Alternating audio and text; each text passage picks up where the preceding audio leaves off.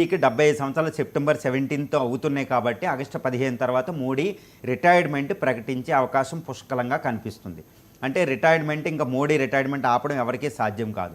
ఒకవేళ అవుతే ప్రధాని పదవి ఎవరిది అనే దాంట్లో వెనకాల ఎంతో నాయకులు ఉన్నారు, బాగా ఆరితేరిన నాయకులు ఉన్నారు. ముఖ్యంగా యోగి ఆదిత్యనాథ్, అమిత్ షా, నితిన్ గడ్కరీ, రాజ్నాథ్ సింగ్, ఠాకూర్ ఇలా ఎందరో నేతలు మనకు కనిపిస్తున్నారు. Fadnavis Maharashtra chief minister, Assam chief minister Biswas Sharma వీళ్ళందరూ మనకు కనిపిస్తున్నారండి. సో ఇప్పుడు ఈ నిర్ణయించేది ఎవరు? ప్రస్తుత ప్రధాని మోడీ తర్వాత ప్రధాని పదవి ఎవరిది? ఎందుకంటే అక్కడ సంకీర్ణ ప్రభుత్వం ఎన్డీఏ ప్రభుత్వం ఉంది, బీజేపీకి 240 మెజార్టీ ఎంపీలు ఉన్నారు.